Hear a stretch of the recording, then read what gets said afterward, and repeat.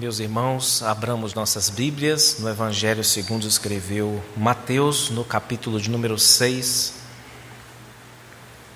E ouçamos a leitura de 2 versículos, os versículos 7 e 8.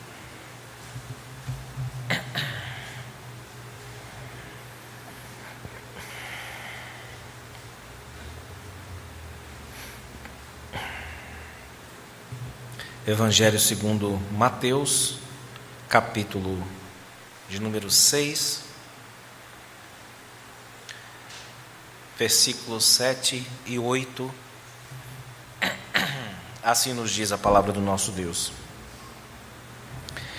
E orando, não useis de vãs repetições como os gentios, porque presumem que pelo seu muito falar serão ouvidos.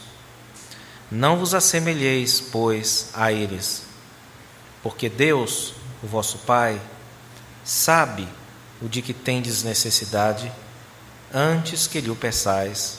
Amém.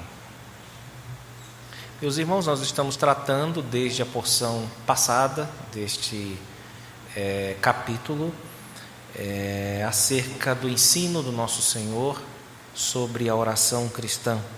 E o ensino é grande, ele se estende desde o versículo 5 deste capítulo 6 até ao versículo de número 15.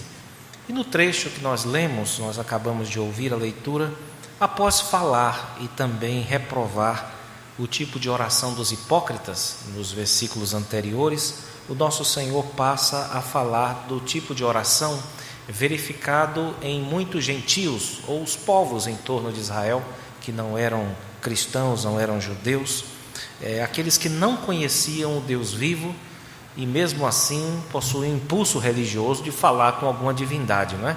Então o texto nos fala sobre essas pessoas e ele diz que é comum a essas pessoas, aquelas que não conhecem o Deus vivo e verdadeiro, é normal para essas pessoas usarem as chamadas vãs repetições para falar com Deus. Essa é uma expressão que traduz um termo que só aparece aqui em toda a Escritura Sagrada. É um termo grego chamado batalogel, que é traduzido aqui como 2 palavras, não é? Como vãs repetições. Alguns creem que esse termo batalogel, irmãos, ele se trata de uma onomatopeia. Onomatopeia na nossa língua é uma figura de linguagem em que o som da palavra indica o sentido que ela vai ter, não é? No caso da fala humana, por exemplo, quando nós usamos a expressão blá blá blá, se o fulano fica aí nesse blá blá blá, em geral a gente quer falar de conversas públicas que são inconvenientes ou que são fora de hora, ou que você não entende direito, e as pessoas estão falando ali na frente de outras, você usa essa expressão blá blá blá, porque o efeito normalmente dessas palavras, quando você não tem, já que as bilabiais são bastante utilizadas na nossa comunicação, né? Ou então quando a conversa é secreta, as pessoas não estão prestando muita atenção ao que você está falando, estão falando ali numa conversa paralela, a gente usa o termo tititi, que já é uma coisa bem fechada, né? Uma linguagem mais fechada, mais privada. Você normalmente só escuta de pessoas que não querem que você escute alguma coisa, o tititi, né? Você só escuta o tititi. Então essas são onomatopeias, não é? Figuras de linguagem nas quais você faz o uso do som da palavra, daquele som que lhe parece, com o fim de indicar o sentido, né? E nós temos aqui, então, uma ideia em que Jesus, como que diz aqui, evitem esse falatório, que seria para eles uma espécie de blá blá blá, dos gentios. O que nós temos aqui como explicação desse termo, lembremos que ele é único no Novo Testamento e na Escritura, está aí no versículo de número 7, que resolve, mas levanta outras perguntas, né? Ele diz aqui, pelo contexto, não é, que esse batalogel, esse evitar essas vãs repetições, significa tentar convencer a Deus pelo muito falar. Falar demais para poder convencer Deus de te dar alguma coisa. Ou pelo menos o Deus do gentio, né? Aquele a quem ele invoca. Agora, como eu falei, isso resolve uma parte, mas levanta outras questões. Por exemplo, como seria na prática para nós evitar esse muito falar com Deus? Quando é que a gente sabe que está falando demais com Deus, no sentido negativo? Essa é uma pergunta que o texto naturalmente levanta para nós. Seria, por exemplo, não dizer as mesmas palavras na oração? Aqui já teve gente, se for assim, que já criou um problema, porque nós normalmente temos a nossa armadura conceitual na hora de orar, né? Alguns começam, Deus bendito, o Senhor nosso Deus, nosso Pai. Você tem uma introdução, você tem mais ou menos algumas palavras diferentes, mas você tem uma introdução, um desenvolvimento, uma conclusão. A pergunta é se seria isso, usar de vãs repetições. Mas quando nós vemos no próprio exemplo de Cristo, os irmãos procurem depois, o Senhor Jesus, na hora que estava lá na agonia no horto, ele orou 3 vezes a mesma coisa. O texto não diz que coisa foi, mas diz que ele orou 3 vezes com as mesmas ou as mesmíssimas palavras. Então não pode ser isso. Seria talvez esse não usar de vãs repetições, só falar uma vez com Deus sobre um assunto? Porque vejam, se vocês me procuram e dizem assim, pastor, você pode falar para um departamento da igreja na quinta-feira? Aí eu falei, posso. Depois a pessoa aparece lá, 2 minutos depois diz assim, pastor, pode? Pode? Pode? Pode? Espera-se normalmente que a pessoa fique irritada com isso, não é? Eu não já disse que posso? Será que você está desconfiando de mim? Por que você fica me perguntando toda hora, me pedindo toda hora para fazer uma coisa? Essa é uma hipótese válida. Será que não são vãs as nossas repetições de ficar o tempo inteiro insistindo, falando todos os dias sobre o mesmo assunto com o nosso Senhor? Também não pode ser isso, porque Jesus, no texto até que nós lemos de Lucas capítulo 18, ele disse para que a gente ore sempre, sem nunca esmorecer, e usa o exemplo de uma viúva que estava em busca de um juiz iníquo, pedindo a mesma coisa, julgue a minha causa, a minha causa, a minha causa. Ele diz, olha, se o juiz iníquo, ele vai, por causa da perseverança daquela mulher, dar o que ela quer, vocês imaginem os filhos de Deus, como eles serão recebidos por Deus e como certamente eles não receberão o melhor da parte do nosso Pai. Bem, o que nós concluímos disso é que, baseados no versículo de número 7, nesse muito falar, é que ele tem a ver com um problema daqueles que só conhecem deuses falsos. Aqueles que não têm o Deus vivo e verdadeiro como seu Deus, eles têm que inventar alguma coisa, eles têm que criar alguma coisa, eles têm que fazer alguma coisa. Os pagãos, eles determinam qual será o seu ídolo. Eles é que escolhem. Isso é típico de um pagão. Ele escolhe o Deus dele. Por que é que Abraão não é pagão? Porque Deus o escolheu. E por que é que ele era pagão? Porque ele escolhia os deuses dele. Há um documentário chamado Buena Vista Social Club. É um documentário sobre os grandes cantores antigos de Cuba, da ilha de Cuba. Então foi lá o Ray Cooder, que é um grande guitarrista de blues, fazer uma programação. É um documentário maravilhoso, maravilhoso mesmo, vale a pena assistir. E fala tanta beleza da música cubana que está hoje soterrada, por conta talvez até do regime. No meio do documentário tem lá um pedaço com o grande Ibrahim Ferrer, que é um grande cantor, um homem de uma voz maravilhosa. E ele está dando uma entrevista e de repente o repórter chega lá no altar, ele tem um altar com um ícone, né, de uma santa, e está lá no ícone, junto do ícone está lá um copinho de conhaque. E aí o repórter jocosamente pergunta assim, ela gosta? E ele responde assim, se eu gosto, ela gosta. Isso capta perfeitamente a ideia aqui, irmãos. Ou seja, ou nós adoramos a um Deus que nos fez a nossa imagem e semelhança, ou nós adoramos um Deus a quem nós fizemos a nossa imagem, a nossa ideia, nós projetamos nossas ideias nele, né? Nós projetamos a ideia de que se nós argumentarmos suficientemente com a pessoa, você só não convence a pessoa porque falta um argumento decisivo que talvez alguma pessoa conheça para manipulá-la, para resolver a questão para você. Então os pagãos determinam o que será o seu ídolo, e junto com isso eles costumam estabelecer, na cabeça deles, é tudo invenção, mas na cabeça deles estabelecem um entendimento mágico a respeito de determinadas palavras, de determinadas fórmulas que eles consideram como mágicas. Então eles dão um nome. Se você chamar a divindade pelo nome certo, ela vai te ouvir, ela vai ser chamada a atenção e ela vai vir em seu socorro. Ainda mais se você repetir o nome da divindade certo, isso também tem outro efeito sobre a divindade. Talvez o exemplo clássico que nós tenhamos na Escritura sejam os famosos profetas de Baal, não é? Que tendo o nome certo, não é? Que é Baal, eles só precisariam chamar, talvez uma vez, ou duas, ou três, ou 10, ou uma tarde inteira, não é? Mas iria funcionar sem dúvida. Só que há um pequeno problema. Baal, como substância, não existe. Ele existe como ideia na cabeça de uma pessoa que inventou esse Deus. O Deus da agricultura, o Deus da fertilidade dos cananeus. Mas ele mesmo não existe como entidade substantiva, como um ser.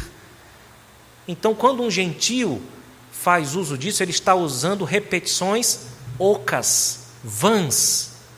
Há um buraco na repetição, não tem substância, porque não existe um Deus correspondendo a ele do outro lado, irmãos. Agora imaginem o contrário, é se essa pessoa ora desse mesmo jeito que ora para um Deus qualquer, ao Deus vivo. Também não funciona. Por quê? Porque Deus conhece a esperteza dos corações, antes mesmo que a boca da pessoa se abra. Então as repetições do gentio são sempre vãs. Ou quando eles oram para o Deus mentiroso, fabricado da invencionice deles, ou quando eles oram ao Deus vivo e verdadeiro, pensando que podem usar o mesmo método com as imaginações deles. Esse é o ponto aqui do nosso Senhor. Tentar enrolar a Deus, tentar se aproximar de Deus como se Ele não soubesse o que você quer, é gastar saliva. É a chamada verborragia. É a chamada logorreia. E o nosso Senhor nos alerta aqui no versículo de número 8, não façam isso, não façam isso. E a razão é dada aqui no final do versículo 8. Deus o Pai sabe de tudo que vocês precisam, antes mesmo que vocês abram a boca. Eu já falei na ocasião passada e volto a repetir. Aliás, repito, a palavra mais importante dessa sessão inteira tem 3 letras. Guardem isso, irmãos. Do versículo de 1 a 18, a palavra-chave aí, que domina a sessão é Pai. Pai. Pai. Ela contém uma doutrina aqui profunda e maravilhosa. Por quê? Porque a capacidade que você tem de orar corretamente, ou seja, orar com o seu coração e com a sua mente, ela não nasce com você, ela não está em você. Isso é um presente que é recebido do alto. Porque se o Espírito de Deus um dia, pela pregação, não entrasse em você de modo pactual, e não fizesse você falar Abba, se não fizesse você falar Pai, você nunca chamaria Deus de Pai legitimamente, você nunca conseguiria orar. Então, a oração é uma capacidade graciosa, é um presente que Deus te deu. Eu não sei quem é que abre o presente todo dia, mas é uma capacidade que não é natural do ser humano. O natural do ser humano é, ele tem o senso da religião, o impulso religioso ele tem, todo ser humano tem, mas ele direciona esse impulso para deuses falsos, para deuses inventados por ele. Só o cristão, aquele em quem o Espírito de Deus habita de modo pactual, é capaz de abrir a boca e chamar a Deus de Pai legitimamente, irmãos. Sem isso, nós nunca buscaríamos a Deus e nunca acharíamos a Deus também. É como diz Agostinho, não me procurarias, eu não te procuraria se o Senhor não já tivesse me achado. Ou seja, eu estou te buscando, mas porque o Senhor já me achou, senão não te buscaria. Então isso aqui é muito importante, é por isso que essa palavra é chave aqui, irmãos. Porque se não fosse o Espírito de Deus que nos faz dizer Abba, que nos faz chamar Deus de Pai, nós, sendo religiosos, oraríamos com os fariseus. e sendo pagãos oraríamos como os gentios, para um ídolo que a gente inventou, que a gente adotou, que não foi nós não inventamos, mas adotamos algum ídolo. Então, lembre-se de que Deus não capacita você apenas a falar. Como diria um autor, Deus não é apenas o poder que te faz falar. Deus é o poder que te faz falar com Ele. Com Ele. Sem Ele, você não consegue falar com Ele. Então, nós estamos diante aqui de uma doutrina que é maravilhosa e profunda para as nossas vidas. O nosso Senhor diz também que Ele não cuida apenas de nós, mas Ele nos fez. E Ele sabe como nós funcionamos. E por isso Ele não só sabe o que você fala e o que você quer, mas vejam que o texto não está dizendo o vosso Pai vai dar a vocês o que vocês querem. Não, é o que vocês necessitam. Porque nem sempre essas duas coisas, aliás, talvez quase nunca coincidam. O que a gente realmente necessita, porque isso tem a ver com o conhecimento da nossa vida desde o fim até o começo, tá certo? E aquilo que a gente pensa que quer no momento em que quer. Pois o nosso Pai, a Bíblia nos diz, Ele sabe de que tendes necessidade. E Ele não apenas supre em Cristo as nossas necessidades, Ele as cria. Lembremos de que quem criou o seu estômago maravilhoso, faminto, foi Ele. Ninguém nasce com o McDonald's no estômago. Ninguém nasce assim. Toda criança nasce desesperada para mamar, com fome. Então, quem criou suas necessidades também foi Ele, assim como Ele criou o suprimento para elas. Então, Ele criou os alimentos que vão combinar não só com seu gosto, mas com suas necessidades físicas. Então, nós estamos diante de uma doutrina que toma toda a nossa vida, que pervade tudo, irmãos. E quando nós falamos de Deus como Pai, nós supomos sempre Deus como nosso Criador. Porque todo homem sabe que Deus é seu Criador, embora ele esconda, minta, fique inventando historinha de ateu. Mas segundo a palavra de Deus, todo homem sabe que possui um Criador, e por ter uma consciência, sabe que possui um juiz, porque a consciência é um tribunal, um mini tribunal dentro de nós, que antecipa o juízo de Deus. Então todo homem se reconhece como criatura de Deus e como réu no grande tribunal de Deus. Mas tem um dia em que o Espírito de Deus entra nele pactualmente, e ele entende, não, Deus é juiz da minha vida. Deus também é o meu Criador, mas agora eu estou vendo que Deus é meu Pai. Deus é meu Pai. E isso faz toda a diferença em todos os momentos da vida, mas tem um especial aqui, que é o momento em que nós estamos falando com Ele, irmãos. Esse Deus que nos governa, que nos criou, que controla tudo aquilo que Ele fez, que vai julgar todas as coisas, mas que nos fez, nos refez em Cristo, nós somos novas criaturas, e Ele cuida de nós. Esse Deus que a tudo pervade, que nós dependemos dEle em tudo, a ponto de Paulo dizer, pois nele nos movemos, nós existimos como se Ele fosse um ambiente que nos envolve. Esse Deus nos fez para que nós dependêssemos dEle, irmãos, e nunca tentássemos manipulá-lo, ou tentar fazer isso, né? Nunca tentássemos manipular o nosso Deus, não dá para fazer isso. Só alguém muito ignorante, alguém muito inculto em relação à revelação de Deus ao povo de Israel, age desse jeito. Mas nós, irmãos, munidos desse ensino do nosso Senhor, o ensino de Cristo, nós devemos pensar, será que dá para enrolar, para embromar um ser que me fez? Ou seja, que sabe como eu funciono? Será que dá para fazer isso? Será que dá e é desejável você tentar enrolar, embromar uma pessoa que cuida de você? Não à noite, não um momento ou outro, mas momento a momento. Faz sentido você tentar dobrar esse Deus de algum modo? Será que esse Deus não sabe de cara o que você não apenas quer, mas o que você realmente precisa? Então não dá para enrolar isso. E com esse entendimento que Jesus está nos dando, irmãos, nós evitamos, primeiro, honrar a Deus apenas com os lábios, que é o que os hipócritas fazem, não é? E também, por outro lado, nós evitamos orar a uma projeção, a um espantalho que nós fizemos de Deus, a uma ideia que nós fizemos, pegamos talvez de Deus aqui, um filme ali, um livro que a gente leu, e a gente vai projeta essa coisa que a gente chama de Deus e fala para ela. Então nós devemos evitar isso, irmãos.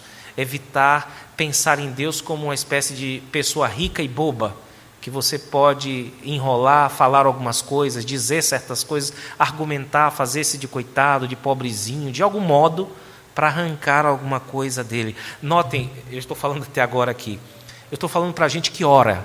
Essa é a suposição que está aqui. Se você passa 1 semana, 2 semanas sem orar, isso não é para você. Você está abaixo da linha dessa discussão.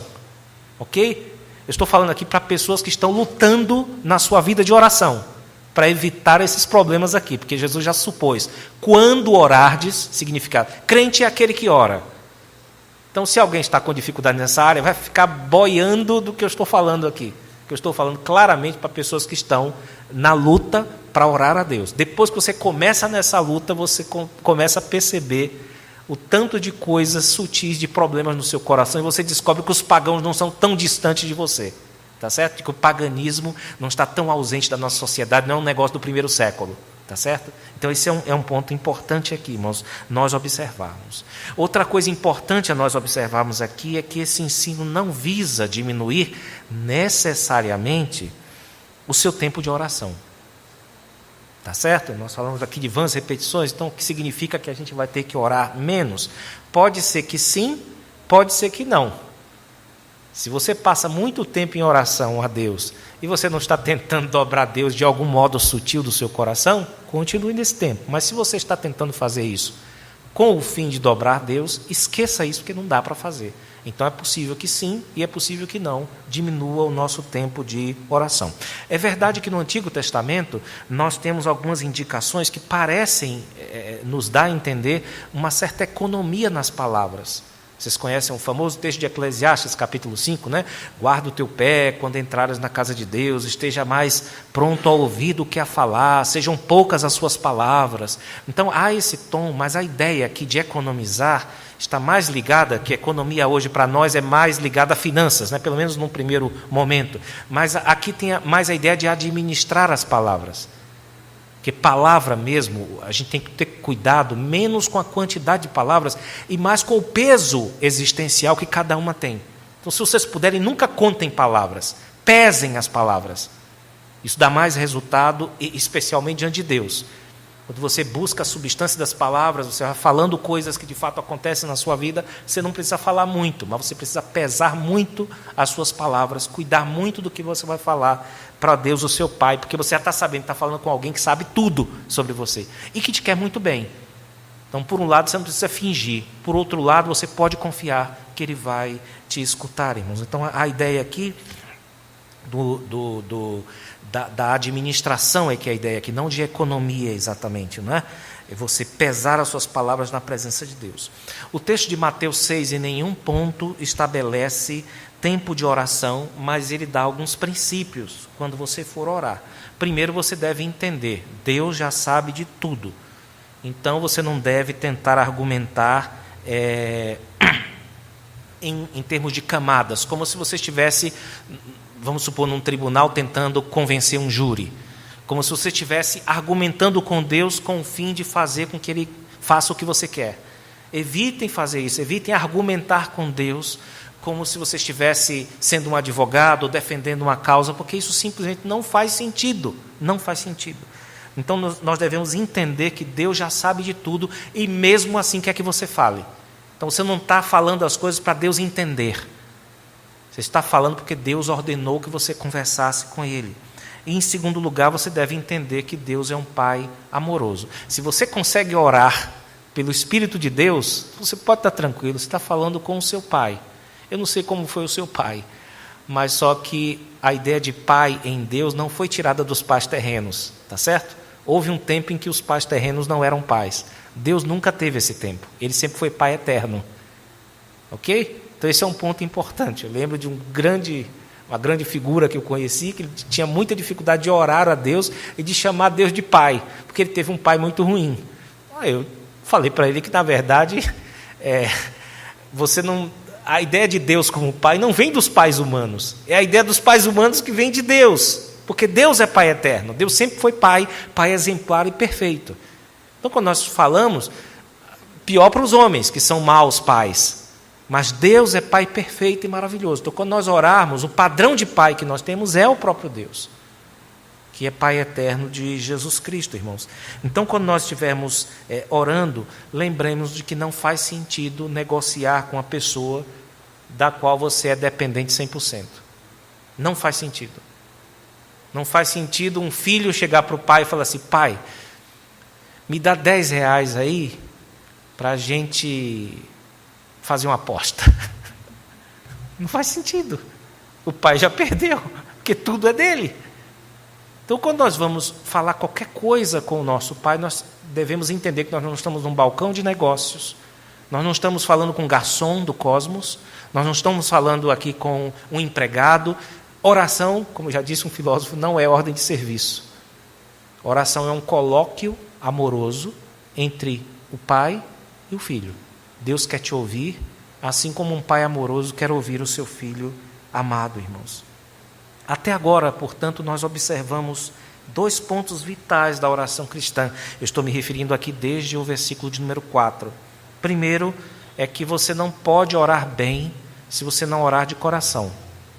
Notem bem, quando você abre a sua boca aqui na igreja, ou quando você está orando na sua casa, se você não ora com as suas afeições, você é um hipócrita. Pelo menos naquele momento você está sendo. Vou repetir. Quando você vem para cá, você abre o seu inário e tem aqui uma oração cantada. Se você não ora com todo o seu coração, você está praticando o pecado da hipocrisia. Deus não se agrada de orações que são feitas apenas com os lábios, mas cujos corações estão distantes dele, e essa é a própria definição de hipocrisia. Então isso aí realmente desagrada a Deus profundamente. É preferível você ficar quieto, reunindo todas as suas afeições para falar com Deus, do que você simplesmente abrir a sua boca para satisfazer a um horário que você tenha de oração ou algum pedido que foi feito no meio do culto. A outra coisa que nós aprendemos na sequência, neste nosso texto agora, é que nós não podemos orar direito sem boa teologia. Não dá para orar direito para o Deus verdadeiro se você não for minimamente instruído em relação a um Deus que é Criador, a um Deus que é Pai, a um Deus que é onisciente e a um Deus que é providente. Então não dá para orar direito a esse Deus assim. Oração, você não precisa nem de palavras. Não precisa de palavra para orar. Precisa ter essas 2 coisas. Você precisa ter coração e mente. Faltando um desses elementos, você não está orando direito. Você está orando de modo a desagradar ao Pai. Você está orando como hipócrita ou como pagão. A oração legítima, irmãos, é quando a nossa necessidade total, absoluta, encontra a suficiência do nosso Deus. Isso é orar. E quando nós invocamos esse Pai Todo-Poderoso, nós experimentamos a diferença entre a ordem das coisas e a sua exceção. Que Deus opera por meio das nossas orações em resposta a elas, irmãos.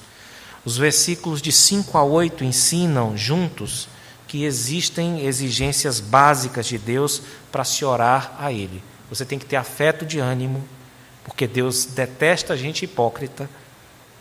E a outra exigência é o entendimento. Você precisa entender que não tem como orar, só se ora a Deus Pai, não se ora a outro Deus.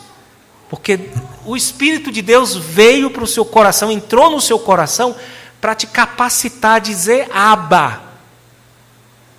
Então, só se ora a Deus o Pai. E é assim que Deus quer se relacionar conosco. E a notícia boa é que isso é maravilhoso, irmãos. Isso é maravilhoso. Então lembrem-se disso.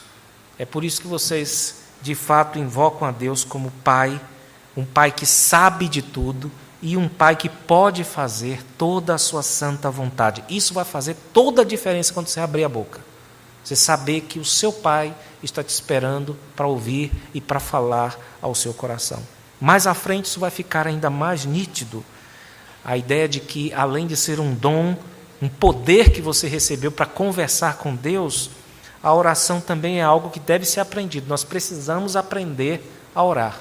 Assim como uma criança que tem um pai legítimo precisa aprender a falar com o seu pai. E os discípulos sentiram essa necessidade no Evangelho de Lucas, no capítulo 11, que está, de certo modo, onde está a substância desse texto agora, do versículo 8 para o 9, né, que o Mateus omite. A substância dele está lá em Lucas 11, porque os discípulos pediram para Jesus: Jesus, ensina-nos a orar, nos ensine a orar. E o nosso Senhor respondeu, ensinando a eles aquela que é a oração mais famosa do cristianismo, que historicamente ficou conhecida como a oração do Dominus, a oração dominical, ou simplesmente a oração dos discípulos, ou como nós costumamos chamar até com certo carinho, a oração do Pai Nosso.